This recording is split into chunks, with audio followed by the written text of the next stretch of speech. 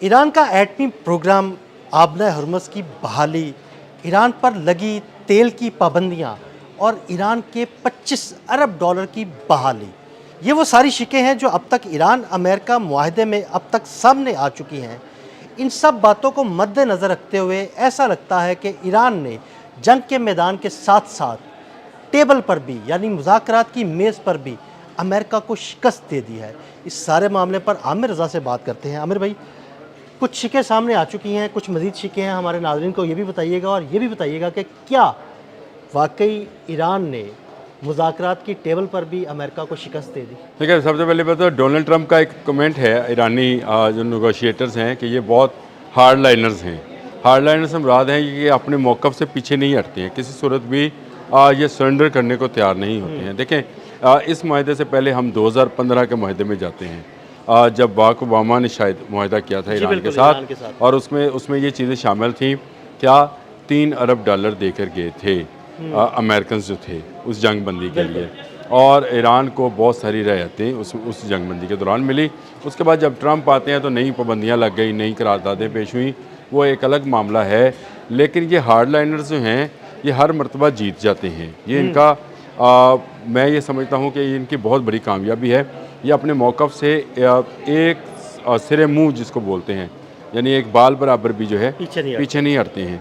अब भी ये मामला है, और मैंने, आपको याद होगा जब ये जंग शुरू हुई थी तो मैंने एक व्लॉग किया था उस लोगों के सामने, तो मैंने आपसे कहा था अमेरिका पैसे देकर जाएगा, और वो देकर जाएगा और देकर जा रहा है। और आप वो बात याद रखें। वो पुराना निकाल के वो क्लिप भी लगाना है तो लगाएं, लेकिन उसमें मैंने ये बात कही हुई है कि अमेरिका पैसे देकर जाएगा। उसके बाद मैंने कहा था कि अमेरिका प्याज भी खाएगा और छत्तर भी खाएगा। देखें, ये वो मामला है, आपने हरमुज़ ईरान की है, और मैंने आपसे कहा था कि ये लोग दुनिया भूल जाए कि आपने हरमुज़ दोबारा उस तरह से खुलेगी। अब के क्लेम 300 अरब डॉलर का है ईरान का। कितना? बहुत बड़ा 300। बहुत बड़ा क्लेम है। और उसके जो असासे हैं वो 24-25 अरब डॉलर जिसका आपने जिक्र किया, ये सिर्फ 24-25 अरब। वो कहता है कि जो मेरा नुकसान हुआ है वो 300 अरब डॉलर का है।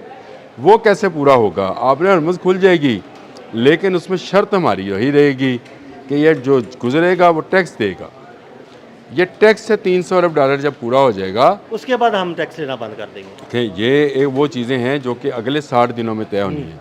अभी तो ये बात तय होगी कि सीज़ फायर है, इन 60 दिनों में कोई हरकत नहीं होगी, ना लेबनान में, ना ईरान में, ना मिडल ईस्ट के अंदर, ना अमेरिका को शरारत करेगा, ना इसराइल करेगा, ना ईरान को जो है जवाबी कार्रवाई करेगा। तो ये वो मामला है जिसको लेकर ईरानियों ने जो अपनी शराइत रखी हुई हैं, आज भी वो उसी पर कायम हैं। मुझे बताएं, डोनाल्ड ट्रंप ने इस पूरे चीज़ के अंदर क्या हासिल किया? क्या रजीम चेंज कर ली? ना रजीम चेंज कर सका, ना वहाँ पर कब्जा कर सका, ना तेल पर कब्जा कर सका, बल्कि उल्टा मार ही खाई।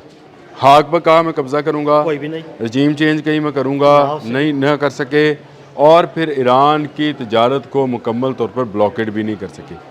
ईरान की तिजारत, तेल की तिजारत किसी न किसी तरीके से वो चलती रही, उसको रोकती नहीं। अपने अरबों डॉलर्स के तैयारे तबाह करा लिए, अपने डिफेंस सिस्टम तबाह करा लिए, अपनी एयर बेसिस तबाह करा ली, और सबसे बड़ी बात यह है कि अपने सुपर पावर होने की साख तबाह करा ली। अब ये जो इसकी इज्जत तबाह हुई, उसका कौन देगा? देखें, मुज़ाकरात के बाहर आकर, तो कमरे से बाहर आकर हर कोई कहता है मैं ही जीतिया, लेकिन जो चीज़ नज़र आती है वो ये आती है कि डोनाल्ड ट्रंप घुटनों पे है।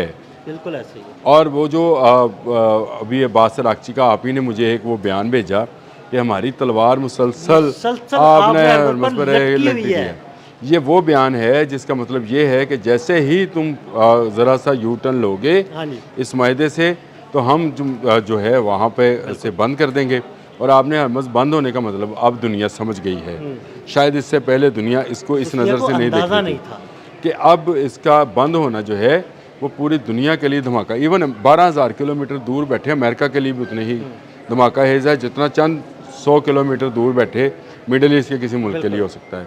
तो ये एक ऐसा उनके पास हथियार है आपने हरमुज़ के नाम पे, जो एटम से भी ख़तरनाक है। मैं आपको बताऊं, वो जिस वक्त चाहे इसको बंद कर देते हैं, जिस वक्त चाहे इसको खोल देते हैं। इसलिए एटम से ख़तरनाक है कि देखिए, जब वो आबना हरमुज़ बंद होती है, तिजारत बंद हो जाती है। तिजारत बंद हो जाती है तो दुनिया भर की मंडियाँ बंद हो जाती हैं। दुनिया भर की मंडियां बंद हो जाती हैं तो फिर इन्फ्लेशन जो है ना वो रेट ऊपर चला जाता है। अब ये मैं आपको बताऊं, ये एक खबर आई थी मिडल ईस्ट के अंदर के मिडल ईस्ट से 3 अरब डॉलर जो है मुंतकिल किए गए ईरान को। डोनाल्ड ट्रंप ने ये बयान दिया कि हमने कोई पैसा नहीं हाँ जी, दिया, बिल्कुल। ये बयान आया उनका। लेकिन मैं आपको बताऊं, ये जब निगोशिएशन पे बैठेंगे, ये 60 दिनों के अंदर जो इस माहदे की मंदरजात जो हैं उसको तहरीर किया जाएगा, उसमें आपको समझ आएगी कि फातिहा कौन है, मफतूह कौन है। फातिहा ईरान है। ईरान ही है। ईरान इसलिए फातिहा है कि ये मैं बहुत दफ़ा बता चुका हूँ कि जब एक मुल्क दूसरे मुल्क पर हमलावर होता है तो अगर वो कब्ज़ा ना कर सके तो वो मफतूह है। हाँ जी। और अगर किसी एक इलाके पर भी कब्ज़ा, लेट से हाग या कशम या किसी एक जगह पर भी अमेरिका का कब्ज़ा हो जाता, जिस तरह उसने अपनी फ़ौजें उतारने की कोशिश भी की है, अगर वो कामयाब हो जाता तो हम फातिहा अमेरिका को समझते। लेकिन अब ज़रूरत अमेरिका की है कि वो ये माहिदा करे, ईरान की नहीं है। ईरान अपने घर बैठा है, इसीलिए वो तमाम शराइत जो इस वक्त उनके सुप्रीम कमांडर जो बता रहे हैं, उन्हीं शराइत पर जाकर माहिदा होगा।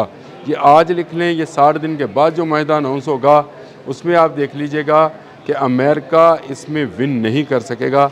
ईरान इसमें वो तमाम शराइत मनवाने में कामयाब होगा जिसके तहत उसके सासों की बहाली है, जिसके तहत उसकी तेल की तिजारत की आज़ादी है। भाई देखिए ना, अगर तेल की मैं आपको आज़ादी शिकें मिल जाती है तो ये तो बड़ी कामयाबी है। ये जो शिकें अभी तक सामने आई हैं उसमें तीसरी शिक ये है कि अक़वाम मुत्तहिदा की तमाम वो करारदादें जो ईरान के ख़िलाफ़ हैं वो वापस की जाएंगी और फिर जो है ईरान की खुद मुख्तारी को तस्लीम किया जाएगा और ईरान पर कभी हमला नहीं किया जाएगा।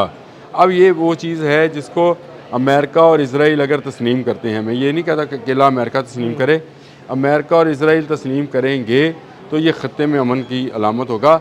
अदरवाइज़ ईरान अब इस पोजीशन में है कि वो मिडल ईस्ट में जहाँ अमरीकी अड्डे को चाहता है उड़ा देता है। उसके बाद ऐसे मिसाइल हैं जिनको अभी उसने इस्तेमाल नहीं किया है, वो सारे के सारे मौजूद हैं। अमेरिका अपने इस बात से भी पीछे हट गया कि वो ईरान की मिसाइल टेक्नोलॉजी को महदूद करना चाहता था। आपको याद है डोनाल्ड ट्रंप ने जंग के शुरू में जहाँ ये कहा था कि रजीम चेंज, वहीं उन्होंने कहा था कि मिसाइल की रेंज जो है 300 किलोमीटर दूर तक हो, बस इससे ज़्यादा ना हो, इससे ज़्यादा ना हो, ताकि वो इसराइल उसकी जद में ना आए। ये आ जाए मतलब दरब अमारात वाले आ जाएं, इसराइल ना इज़ाद में। तो ईरान ने उसको भी तस्लीम नहीं किया, उल्टा ईरान जो है वो ICBM की तरफ जा रहा है। तो मैं ये समझता हूँ कि एक तो मिसाइल टेक्नोलॉजी की शिक निकलवाने में वो कामयाब हो गए, ये बहुत बड़ी कामयाबी है। दूसरा सबसे बड़ा जो पॉइंट होगा वो उस न्यूक्लियर डस्ट का है, क्या ईरान उसको सरेंडर करेगा? मेरा नहीं ख्याल है वो सरेंडर ये करेगा, कभी भी नहीं हो सकता। ये 2015 में भी नहीं किया था और ये आज 2026 10 साल के बाद दोबारा मुज़ाकरात होने जा रहे हैं, इसमें भी वो इसको सरेंडर नहीं करेगा। ये बात याद रखें। पासदारान इनकलाब को पता है कि जिस दिन उन्होंने अपनी न्यूक्लियर डस्ट को सरेंडर किया उस दिन उन पर इजराइल चार दौड़ेगा। ये वो मामला है जिसको लेकर वो जो है काफ़ी सेंसिटिव हैं और सेंसिटिव होना भी चाहिए। मैं ये समझता हूँ कि विन विन जब आपकी पोजीशन हो तो आपको कोई चीज़ लूज़ नहीं करनी चाहिए। विन विन पोजीशन पे ईरान खड़ा है। बहुत शुक्रिया आमिर भाई ने इन शिकों के बारे में बड़ी तफसील के साथ आपको बताया। मज़ीद अपडेट्स के लिए हमें फॉलो करते रहें। अदील अहमद और आमिर रज़ा को इजाज़त दीजिएगा। अल्लाह हाफ़िज़।